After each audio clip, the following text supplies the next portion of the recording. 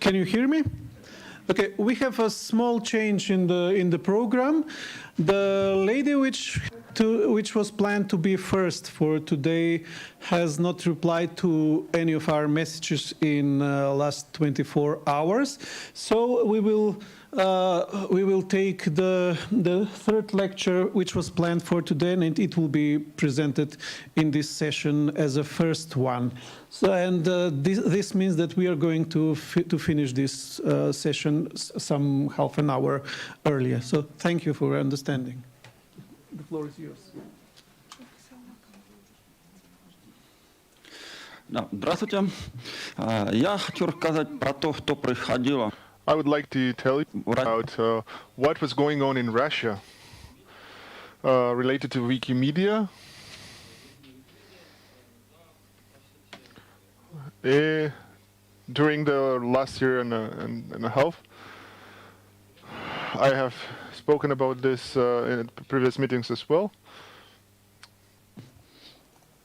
Тот опыт, который может быть полезен другим.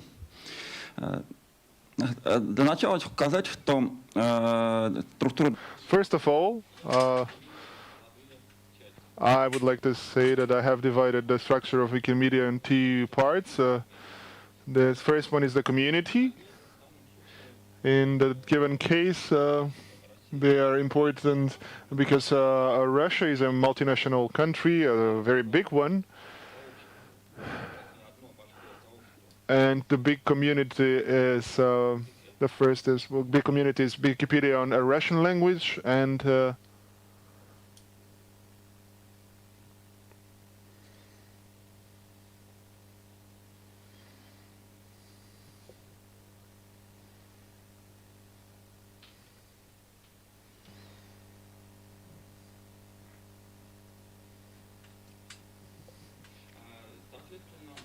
accordingly, the community on Russian language of Wikimedia in Russian language is a community. It's an international community because the Russian language is a of international communication.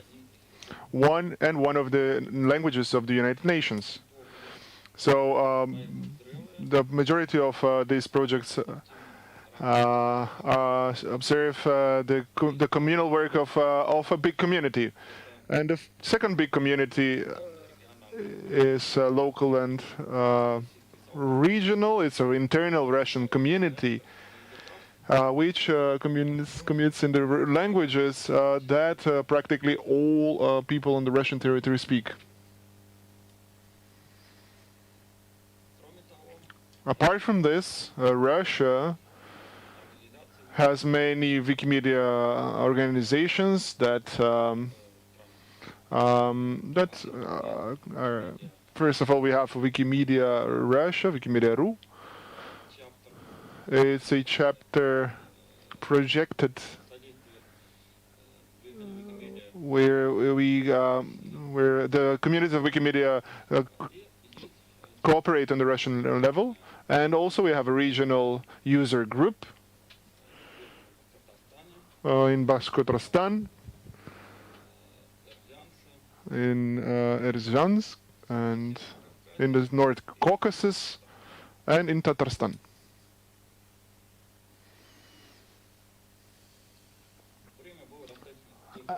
The time has been in the last 2 years has been quite difficult. First challenge that we faced was the pandemics, COVID-19 pandemics. The pandemics created a lot of problems that you're aware of, probably.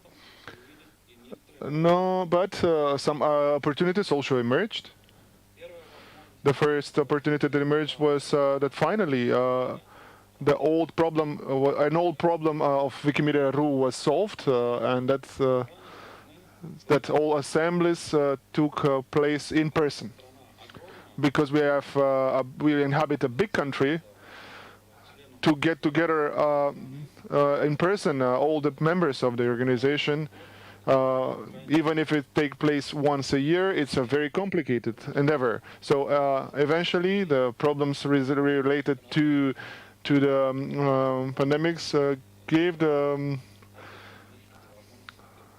So we use now this opportunity to meet offline, to meet online, and this opens up a perspective to significant broadening of the community of Wikimedia RU. The second moment I would emphasize is that we have started to conduct conferences with significant online participation. The first attempts we started to do until the beginning of COVID-19, but with the pressure of the pandemics, the amount of online participants has halved. So the conferences, so we've moved to a hybrid format of conferencing, but here, so we faced another problem.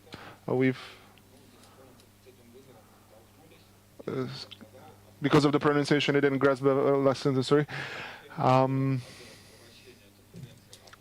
So we've transformed the conferences in a hybrid format, and apart from that, we've tried to attract new participants in the online format.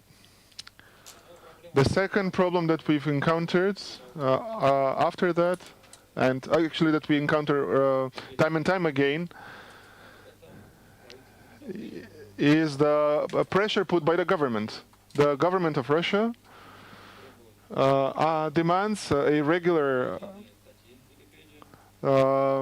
dismissal of articles on Wikipedia, and this is taking place every week, very oftenly lately. New demands start coming more intensively. So this potentially can lead to a situation to the access of Wikipedia on the territory of Russia can be limited. Formally, we are under this sort of Damocles for 10 years now, but the situation is worsening and becoming more and more threatening. And the problem with the access to content increases. So certain processes that I'm referring to, we can, because of them, we can prognose that at the beginning of next year we can get a limited access to Wikipedia in Russia. But apart from that, the Russian legislature has introduced another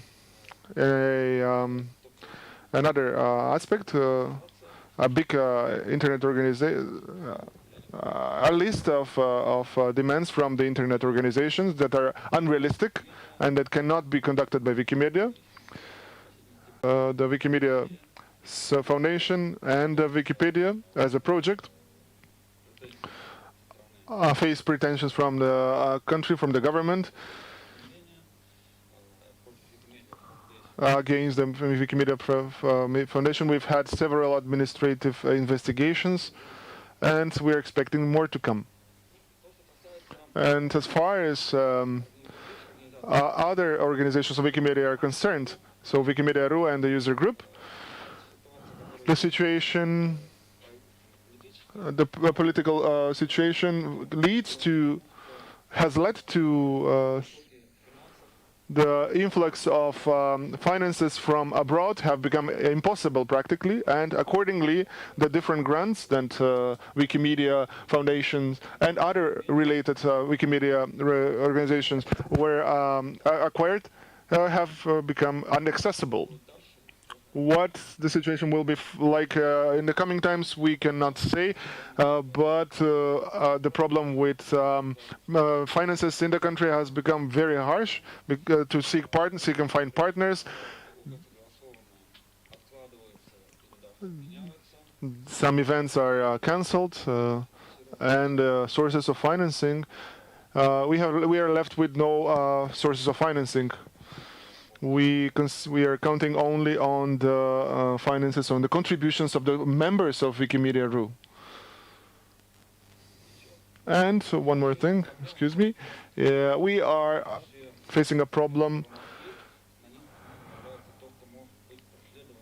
The potential investigation of concrete individual members of Wikimedia RU.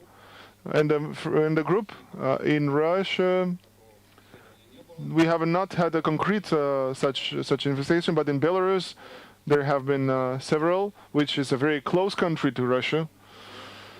There we've observed several people that are under criminal they face criminal legal processes. In Russia, we face only theoretical danger in this regard, but apart from this, many different political activists of different political orientation create risks for the members of Wikipedia and the organizations.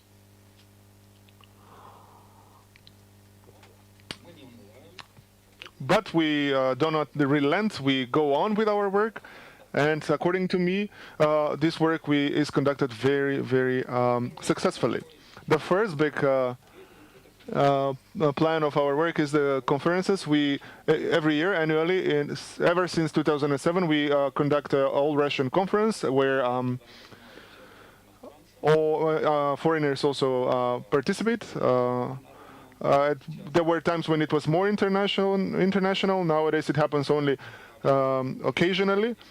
But ever since we moved to the hybrid format, we have had a chance to have more foreign partners in the online format.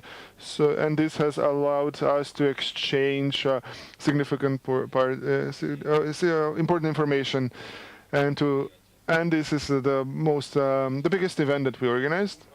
Apart from that, we also conducted other conferences.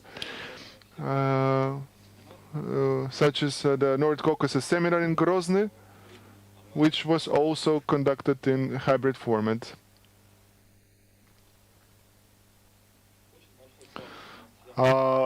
We've had a big basis of online resources, and I would like to invite my colleagues to tell you more about it in detail. Dear colleagues, my name is Dmitry Zhukov. I'm a member of Wikimedia.ru.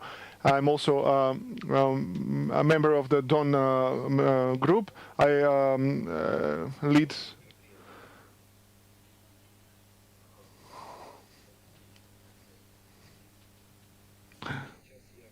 Thank you very much. So now I will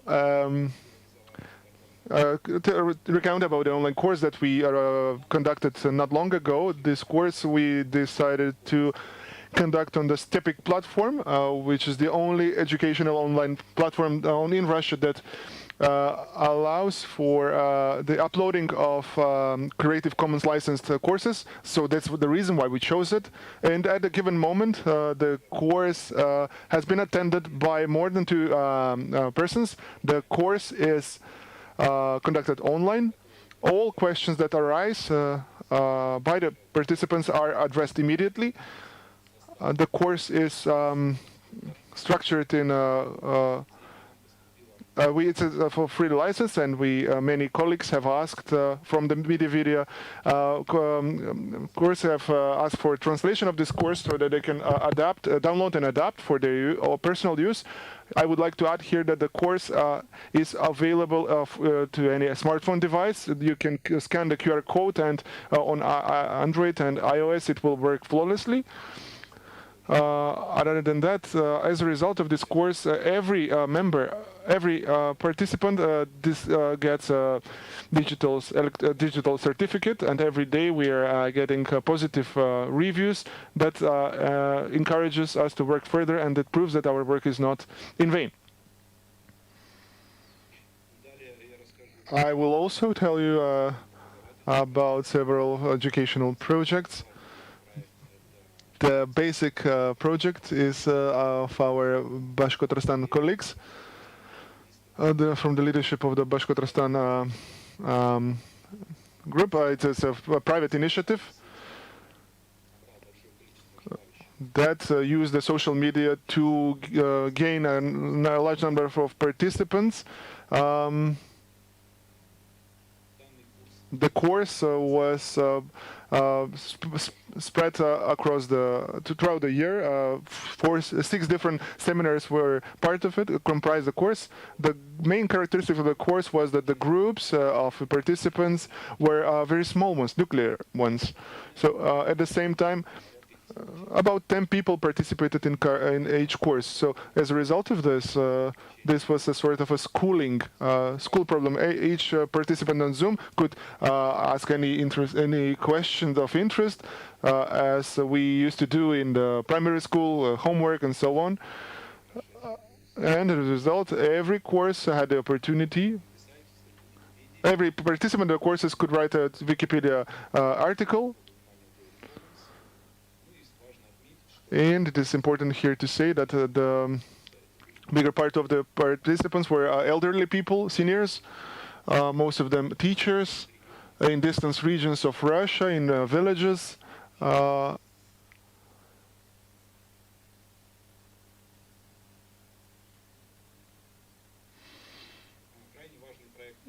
very important project that we conducted is the project for teachers. We conduct this project for 2 years now. It is geared towards the work with higher educational institutions, universities. We've visited, as part of the project, many universities in Russia. Initially, the course was conducted before COVID. We were visiting the universities. We were telling about Wikipedia to the students. Every university in Russia basically has a school of journalists, so many journalism students came to us, visited these events, and we recounted about Wikimedia, the movement of Wikimedia and Wikipedia, and we organized a small, how to put it, editathons, as part of which they wrote articles about the best teachers of the universities. The leadership of the universities, for this reason, was interested in these events, because we managed to create content on Wikipedia about the most important people, of representatives of their academic communities, and the students had the opportunity to write about these persons. About 100 articles were produced as a result. I wouldn't say that all of them were perfect in form and content. Many of them were needed editing, but more or less, all of these students remained a part of the Wikipedia community and continue to contribute with their contents. Further, I will shortly present the educational programs of Wikimedia RU. In the first line, this is the course of conducted in the Moscow State University. It is an extracurricular course. It's a non-compulsory course. Any students can take or not take part in it, but you get a grade for it in your as part of this course. We've had about 600 students already, and the work in this regard continues. I would also note here the private initiative of the Wikipedians who teach, who, as part of their courses, their lectures at the universities, recommend to their students, as part of their exams, to create articles for Wikipedia. We have such programs in the University of Petrozavodsk and in the Moscow State University. I will also tell you about the wiki expeditions that we also conduct. That managed to gather quite a big number of people. All our expeditions can be divided in 2 directions. So the geographical section, when we photograph the local, monuments, the landmarks of certain locality, and create articles about it. And the second section is the visits of museums. We visited, for instance, some of the museums, like in Moscow and the region of Moscow, and probably the most active branch of our activity is the contest of articles, so contests that imply the uploading of photos on the Wikimedia basis. As part of the latest competition, we've had more than 18,000 articles written and more than 3,700 photos uploaded. That was in 2021, and in 2022, because of COVID and the other conditions you're aware of, the numbers dropped. But I would like to say here that the contest called WikiScience Competition, as part of this contest, the members of the Wikimedia can upload illustrations that they created for scientific papers of the Wikipedia. This contest we conduct with the popular TV channel Nauka. And I would like to emphasize here that this is probably the first contest in Wikipedia that was broadcast on the national TV, on the Central National TV, which had a very positive influence on our work. And I would like to underline here the high-quality illustrations that are uploaded on Wikipedia. These are used for the illustration of the articles in different languages. As a result of the article contest, I could refer to a row of Russia, which is very important, so that they have the basic encyclopedic content. After this, I would also refer to the contest called Graduates and Teachers. Here we had about 6,000 encyclopedic articles of different teachers, scientists of Russia and the Soviet Union, which is also very important in contribution. I would also mention Wiki Loves Caucasus and Marathon. These are adapted analogs of CS Prince. So we create a dictionary, but if so on the Caucasus, we focus the countries here focus on other cultures, and in the Turk Marathon we focus on different countries. So this is an intercultural link, so to say. So here I would conclude. Despite the difficult times we're living in, we still continue our activity because the free knowledge is a important and a necessary thing, and they can be the basis of the future world, so to say. If you have any questions to ask, please feel free to ask my colleagues.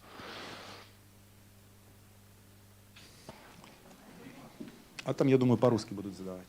Ну, может, не по-русски. I think they could. Я, может быть, слышать, вы... I maybe didn't. You're administrator of Russian Wikipedia. How can we invite you for a dialogue, maybe today or at a meeting, offline or online, regarding our?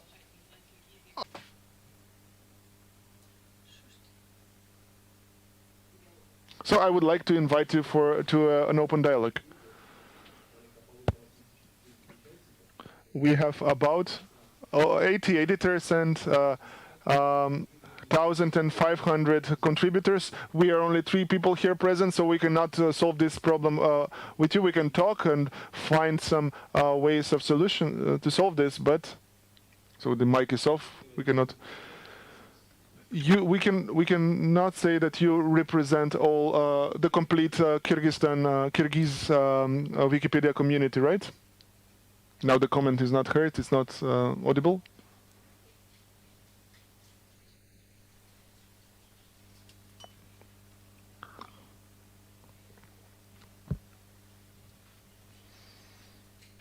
We cannot hear the comment. Please hand the microphone to the speaker. Thanks. In general, I can hear that it's a complaint. Yeah, okay.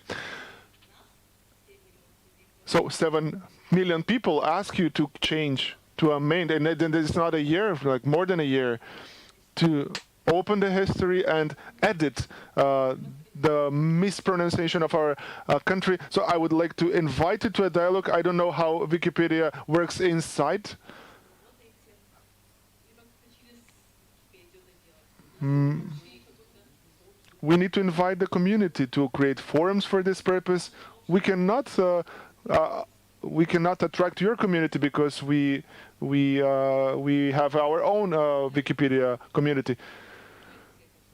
You can get back. You can actually.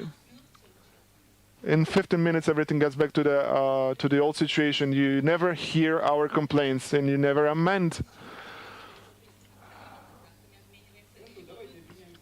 Okay, let's exchange contacts for this regard and address the problem after we're done. Of course, for sure, I can assure you that we will try to do everything in our powers to amend this issue. I will remember this issue, and I will come to you after the end of the conference, the session.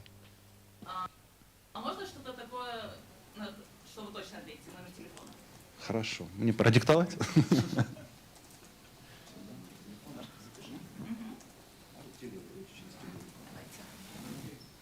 Окей, если...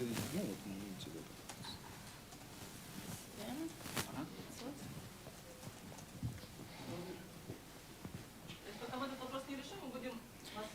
Обязательно. Can I ask my question in English? Yes, thank you. I wanted to ask if you had any information about the Wikipedia library project that I know is active in the Russian Federation. Specifically, we funded so I'm Chris Schilling from the Wikimedia Foundation, supporting funding in the CEE region. We funded a grant to support a library program in Russia to share sources for editors looking to improve articles from different libraries. And there was a need to help support better access to rare books, rare materials that were hard for editors to get access to. I wondered if you had any knowledge about how work has been going with the library project in Russia, and whether there have been improvements, or has it been challenging to help support better access to source information for editors of Russian Wikipedia?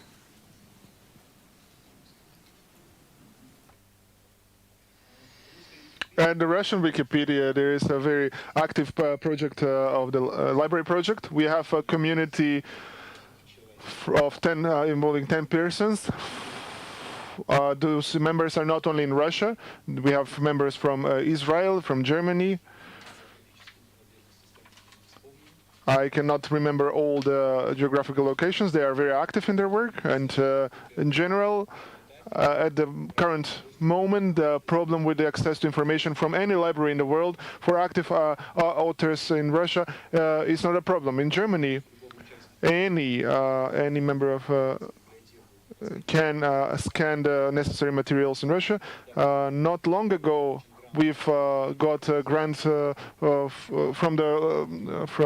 regarding the libraries in Russia, but as part of this grant, we've bought the rights for scientific journals, international journals, and in general, any active author of the Russian Wikipedia, and I know this is very highly demanded, there is a community of people that often demands different sources that are needed for high-quality articles. These lengthy articles, and this works very well in Russia, thanks to this project with the libraries that has been launched and has attracted numerous active participants that are willing to go to visit the archives of the Moscow Library and other sources of concrete books and scientific journals and papers, and to my opinion, this is not a problem. I would add here that the Wikimedia Fund had a project to attract members to the scientific journals, and other Wikimedia users also actively use them, and as I understand, there is open access to it.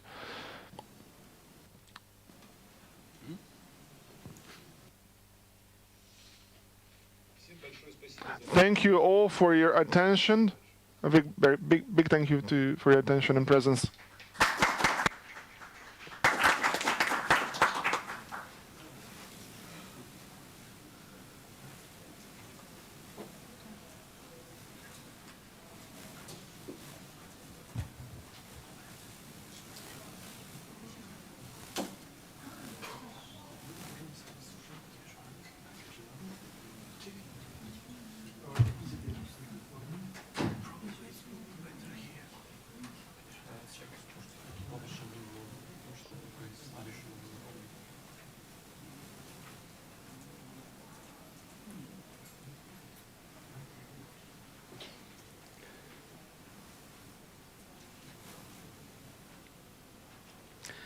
Hello, everyone. If you guys don't mind, you can move up closer. Instead of just me speaking, I would like to turn it into a discussion. I'm going to tell you a very interesting story, I guess, about how we went from being blocked by the government to being sponsored by the government. So it's a very fine line to walk. So I hope you will find it quite interesting. And we are also looking forward to getting some ideas from you about around how we can solve some of the challenges that we're facing.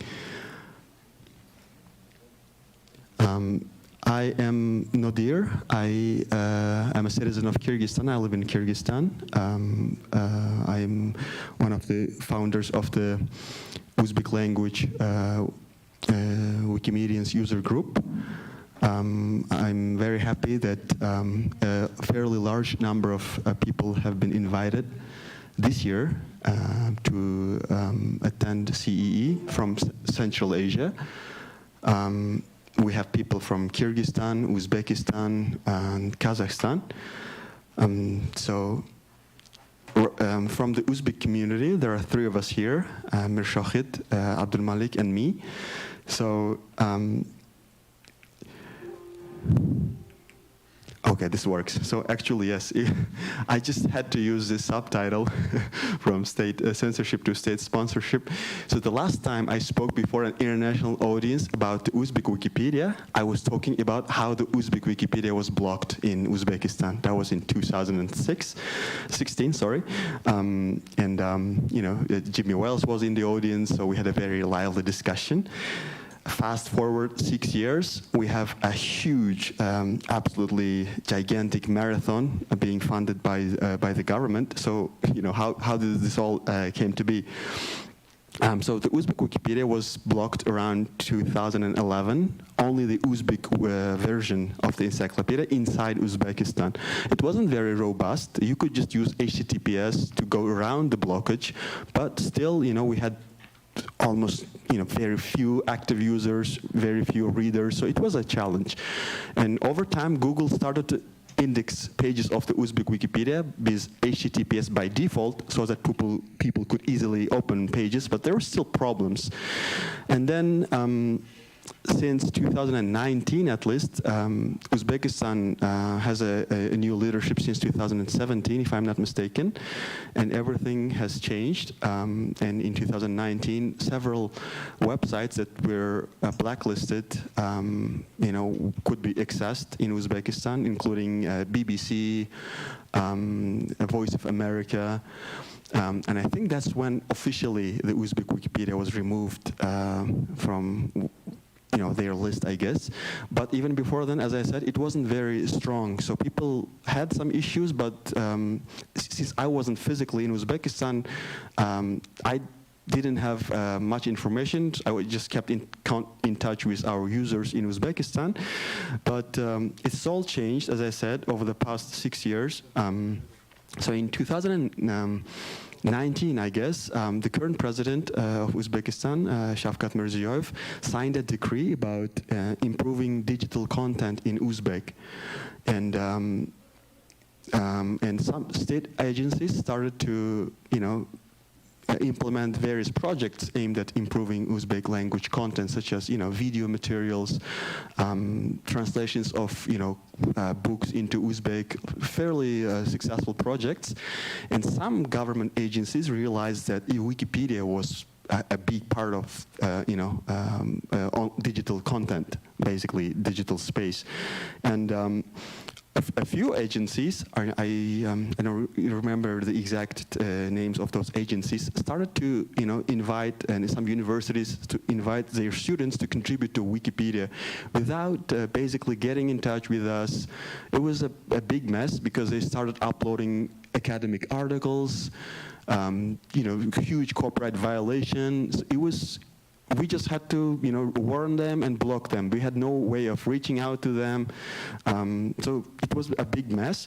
But in the spring of this year, the Youth Affairs Agency reached out to us, through Wikipedia, through various channels, and proposed, hey, can we do something together to improve, Uzbek Wikipedia's coverage? At first, I must say, we were very hesitant, given the history with the censorship. We were very hesitant at the beginning, and we asked around, hey, has anyone done something similar? And it turns out it's not unheard of to cooperate with state agencies, at least in the region. So I guess I overreacted a bit in a way, but the Youth Affairs Agency were, very open, and we had a frank discussion.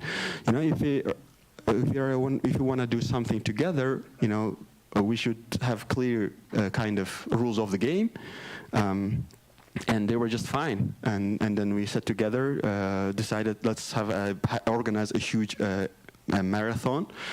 And they said they would allocate almost like 30,000 USD prize fund to award like the most active users. And we volunteered our time to assess those articles. We meaning, members of the Uzbek language community, active users. So the marathon started on May 20th of this year. It's going to run till December 20th. So that's like, is that 6 months? No, from May, yeah, that's 6 months. And so far it's been great. I think I will briefly talk about our results.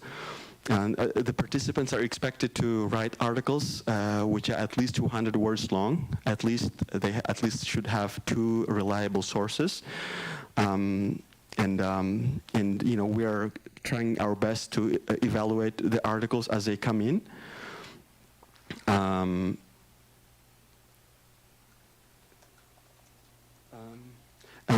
We have also organized various events at basically explaining how Wikipedia works. We have organized camps. We've also organized several sub-contests because, since it started in May, newcomers might feel like they will never be able to catch up. So we decided, okay, let's have some contests, sub-contests, different types of, and different. Basically, the cooperation has been quite fruitful. For example, starting from free licenses, I think now I can openly talk about it. We did something not very right. We actually uploaded all the articles of the National Encyclopedia of Uzbekistan by getting just verbal agreement from the publisher. And we did it kind of, backwards. And with the help of the government, now we have secured an official letter which says, the encyclopedia is released under Creative Commons 4.0. So that issue has been resolved, like in a day after we started our basically project together. And we have also started like a wiki audio project where we are trying to create audio versions of Uzbek articles. It's a first in our history for people with disabilities. We've organized sub-contests to close the gender gap, because just like on any Wikipedia, on the Uzbek Wikipedia, content related to women is much behind what we have on men. We've also organized wiki sports to create content about athletes and teams from the region. We've also organized a wiki camp. We brought together, believe it or not, 150 people for a full week. It was something, but it was worth the effort.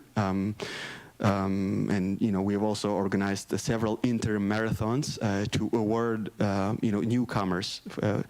And usually the agency has been quite generous in awarding them with laptops and diplomas and everything. So the results are quite impressive, to be honest. So, we've created around 39,000 articles. Obviously, we can't attribute all 100% of them to the marathon, but a huge portion can be directly attributed. We have much more new editors than before. So the results have been quite impressive, as you can see in these graphs. it, our indicator just skyrocketed after we started the marathon. The first one shows the number of people who have made at least 5 edits, not like just 1, but 5 edits. So who we can consider, it's like a proxy indicator to measure active editors. And the other one is just the number of people who have been registered. So as you can see, it's skyrocketed. And beyond the numbers, right?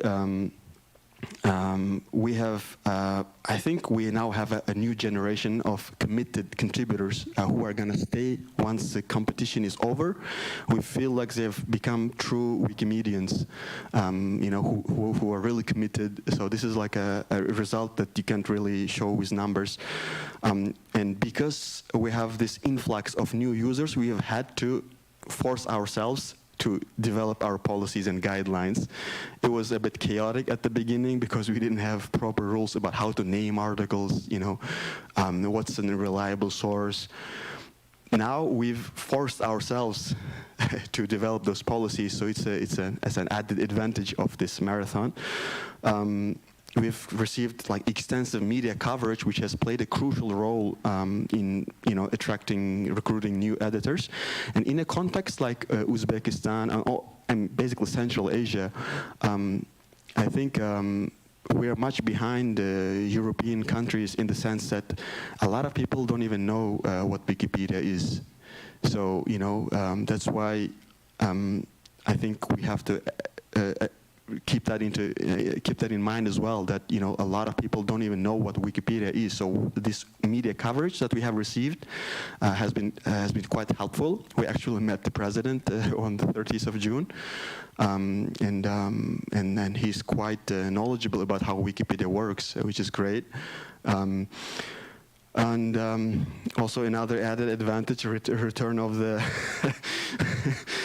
rather inactive Wikimedians, including myself. I was hoping to see Vasya here, but he's not here.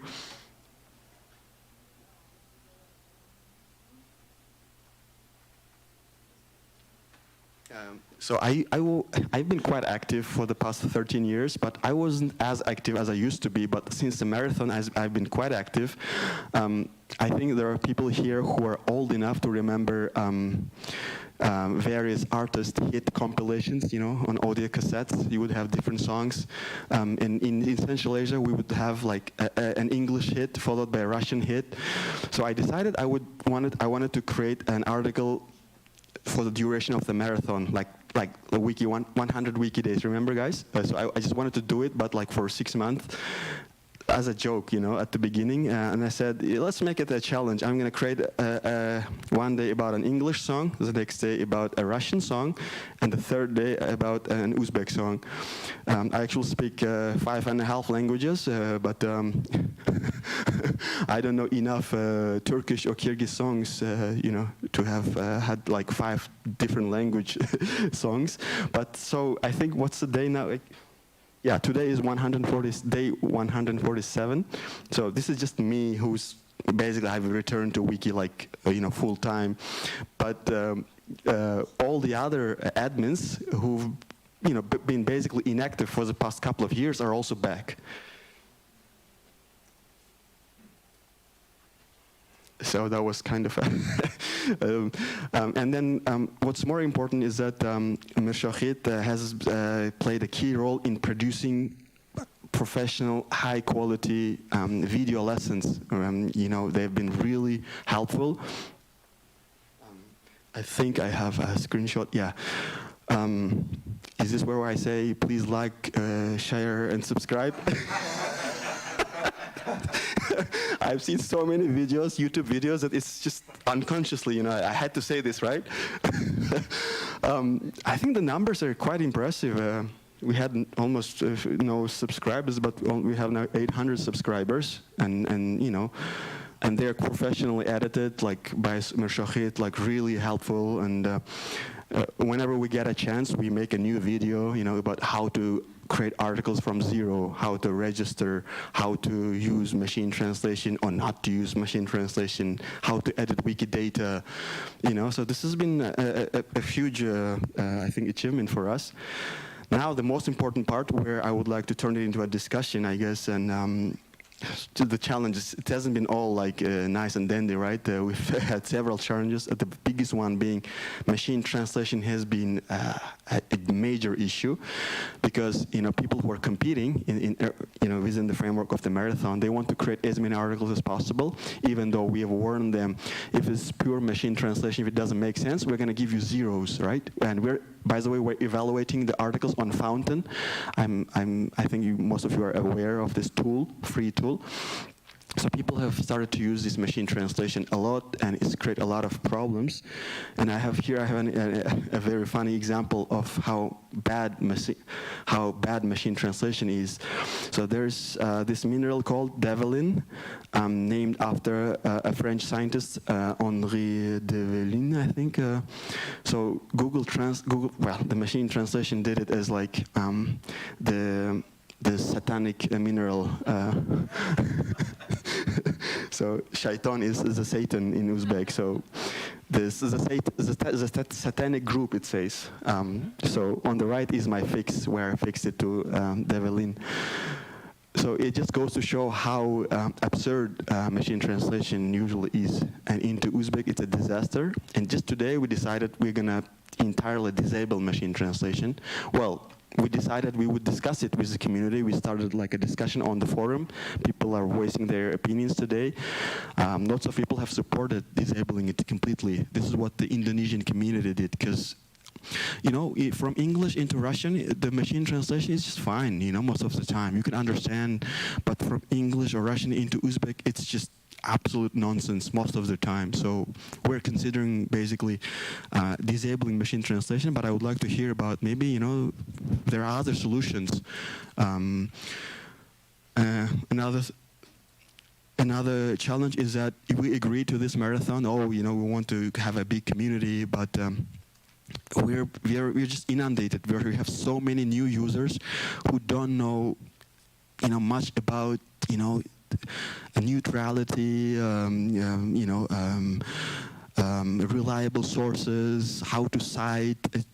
Basically not anything. And we have had to explain time and over again some basic rules, and it's been quite a big challenge, among the community. We don't have I think we have about 18 administrators. It's been a huge challenge for us to cope with this inflow of new users. And Fountain, I could even open it up, but it's a free task, and just like many free tools, just like many free tools, it's not up to the task of letting you evaluate thousands of articles. We have to wait from several seconds to several minutes to evaluate, not to evaluate, to load, for a page to load. You evaluate an article. For those of you who are not familiar, I can just bring it up. But it's just a flat platform where you can see all Wikipedia articles, and if you have judge rights, you can give an kind of a score from 0 to 4. We have criteria about how to evaluate articles, but this tool has given us so many challenges. Right now we have over 6,000 what's the word? Unassessed, unscored articles. And I don't know how we're going to catch up, because it's been a quite big challenge. Maybe there are other platforms which make it easier to evaluate, thousands of articles. Some of the lessons learned is that, as I said at the beginning, some agencies try to do it on their own. So we have realized that it's great that we agreed to cooperate, because at least we can, kind of use our cooperation to, get out some messages about how it's properly done. So it's worked well so far. So I guess when somebody approaches to cooperate, I think it's great to consider at least cooperating with them. And it's important to keep expectations realistic. Speaking of expectations, I have some people from the Kazakh Wikipedia. Since the very beginning, the aim has to be to overtake you guys. I think we have quite a few articles to go. before we overtake the Kazakh Wikipedia. But at the very beginning, the Youth Affairs Agency had unrealistic expectations. Let's be honest, they wanted to have like 5,000 articles, just like the Turkish Wikipedia. And it's just not realistic. And by the way, we're trying to avoid using bots. We haven't used bots since the marathon started, because we believe articles created by humans are much better than those created by bots. So it's important to keep expectations realistic. And 6 months is just far too long, I think, for a marathon, because we are all exhausted, to be honest, at this stage. And we are all looking forward to having a grand closing ceremony and awarding those prizes. And but those are some of the lessons learned, some challenges we faced, and let's now discuss. And I would really love to hear some suggestions, specifically about those challenges, but also about anything that you would like to share with us.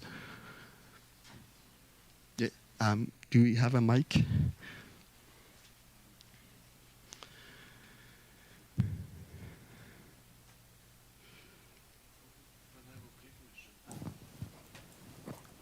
Hello? Okay. Yeah, it's working. Hi, my name is Baturbek. I represent the Wikipedian users of Kazakh language users. As another said, we have the very same problems. And while he was presenting, I was reflecting it because the issues are the same regarding the users, new users, which are from schools, and these are mainly students. They at first they started in our community. Also, they started without warning, without contacting, massively writing articles, mainly machine translations. And it was this very same approach, but later they understood that it's better to cooperate with the admins and active users. So nowadays we are kind of still in the process of resolving this problem, because as the students, they are I don't want to say kids, but they're young. They're too young sometimes to understand the very basic principles, and it's like they see it as a. Sometimes they neglect the very basic ideas of the Wikipedia, and we have to be a little bit patient to explain to them that it's not how it's done. It's not like that, and. I'm sorry, I'm getting a little bit out of hand, but the basic idea is that I totally support this idea, and it's not only for Uzbek Wikipedia. It's only common. This kind of issue is common for all the Central Asian communities. Yeah. Yeah, and what was you said about Kazakh Wikipedia? Repeat that, please. How many articles? I believe 200-something thousand, but many of them were uploaded by bots in 2011. I think Nadir was mentioning that, yeah? Yeah. I was just saying, Yeah. Right now we have 180,000 articles, and you guys have 230. Yeah. So overtaking you guys is realistic, but reaching 500,000 articles is unrealistic. So that's what I was trying to say. I had those very same people who approached us about saying, "Oh, we want to, for example, English Wikipedia has a." Yeah, at least it's a great opportunity for us to talk in more detail and maybe about how we can share our experiences with you. Yeah, sure. This conference made it possible for us to connect in that way. Yeah. And even though we are close in the geographically, but we didn't manage to get together. So this is the very first opportunity. Thank you. I'm sorry. great. Yeah. Tiny grant, I think last year, did a very nice, small, much more manageable marathon. Now we have the experience. We were gonna apply this year, but now we've been really busy. But I think, yeah, we are seriously considering applying. Maybe we should have more such events, I think, in the region, and funding is available, luckily. We just need to apply, yeah.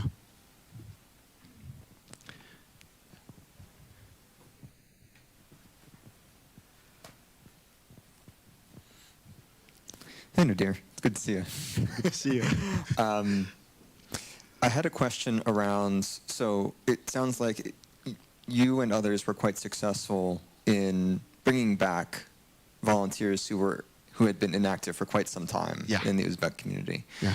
Could you talk a little bit about what outreach or what those conversations look like, and what you felt was were factors that helped bring people back in to continue, being active? What, not just in this large marathon, but kind of in the general operations and kind of day-to-day activity on Uzbek Wikipedia, because that's, I think, used to be active, but others, they just saw news articles, TV specials about this marathon, and they were like, "Hey guys, I see you guys are starting something. Can I be of any help?" So it was, I think, two things played a key role. One, I think we consciously tried to make it cool, being a Wikimedian, being a volunteer, is cool. That was number one, but again, going back to my first point, we actually reached out to those admins, but this time I think we did a better job of explaining why it is important. We have this great chance. It's important to get it right, and some people actually, were convinced, okay, this is now. And one user, I think, another thought I can share is that actually shared thoughts with us in the group. He said that he had felt disillusioned with the Uzbek community because there were so few people, contributing and reading. He said, we're never gonna do something useful, it's going to remain inactive and tiny for forever. And when they saw that there was so much interest, so many new users, they felt like, my kind of passion came back. Hey, now, this counts, this counts. We're going to, make a difference, basically. So they first thought, they felt disappointed in a way, but when they saw that the community was growing, and they felt like now it counts. Whatever I do is gonna be helpful. I think it's like a snowball effect. So it means that when your community grows, it's kind of paradoxical that you tend to bring people who have left for one reason or another back. At least some of them. So in that sense, I think it's great that we have all those people back who've been inactive for years, actually. Any more questions? Vyacheslav? Hello, everyone. I got two more questions. First off, has there been any initiative on getting the... And the second question is, in Bashkortostan, they have this group for, wiki grannies, involving seniors willing to contribute to the project, mainly teachers who also have a good command of the language and culture. Has any initiative of that kind been present in the Uzbek community as well? Great, thank you. So on your first question, we have a problem. It's too complicated. So we need someone who speaks Arabic and Uzbek. Who speaks Persian and Uzbek? It's basically the Persian script, not the Arabic.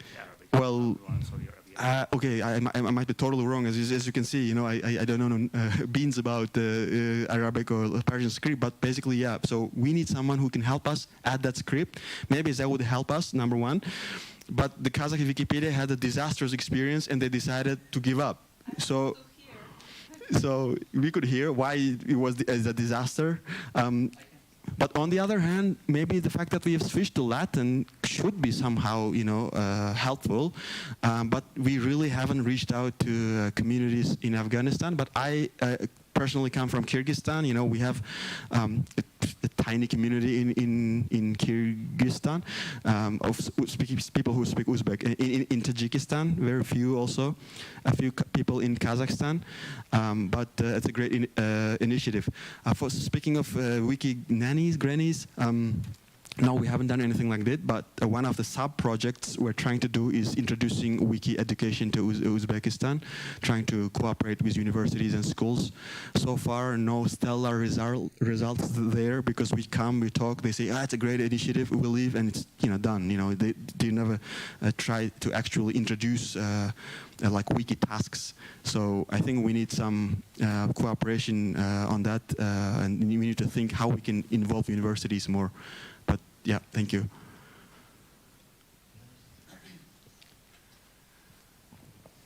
Hi, I'm again. Sorry. About that TriScript version of the Wikipedia, we have it, yes, as Nadir mentioned. And to be honest, it's not as good as, especially in Xinjiang autonomous region. So basically, the problem with this is that this version, this approach, creates some problems when non-registered users view the site. For example, there is an article about, for example, New York. Yeah? First, of course, we say New York in Cyrillic, which we use in our word. Then in brackets, in parentheses, we add the original name, which is in Latin script, New York. But somehow, because of these converters, this Latin script immediately changes to Cyrillic, which looks ridiculous, because something like New York or something like this. And also, for example, there are some phrases which we can share in English. We can use as some quotes, original quotes, and they all ridiculously converting every letter to Cyrillic. And we approached to some of the people who can solve this problem. Some meta people who are responsible for this, Wikidata, Wikimeta people, but we discussed it with them, and we talked about this problem. The one guy, one of my friends who knows about this issue, he explained this reason. So it turns out it's because of these converters. So if we totally remove this converter, this problem wouldn't happen. But there is a Wikidata trainings next week in Istanbul for Turkic Wikimedia organizations. We are going there, so there are going to be some people who can solve this problem. So I hope we will discuss this in person and can get this solved. Yeah, basically technical problems, a lot of, right? Yeah, technical problems. We need like people who both know the scripts well and who know how to code, I guess, and it's been a challenge for us. Yeah. Yeah, that's the idea. Yeah. Thanks. I think one more. You said that you work on women representation in your Wikipedia. Is it just about articles, or you work with women more? How much women in your group? How do you encourage them?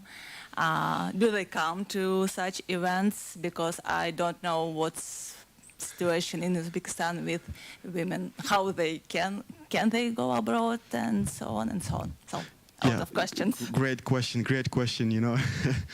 Someone who actually cares about gender equality.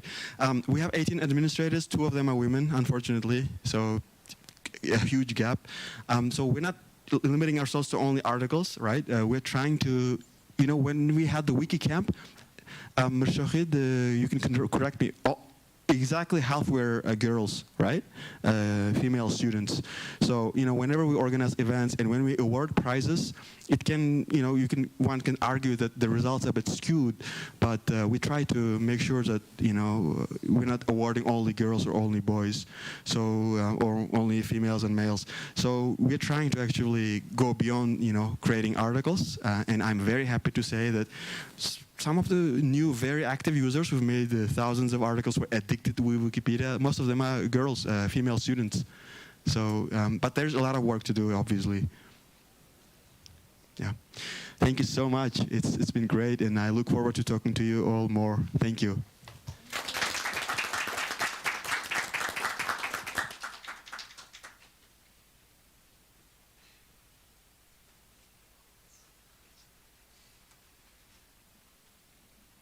So we don't have the third session. There is no third session.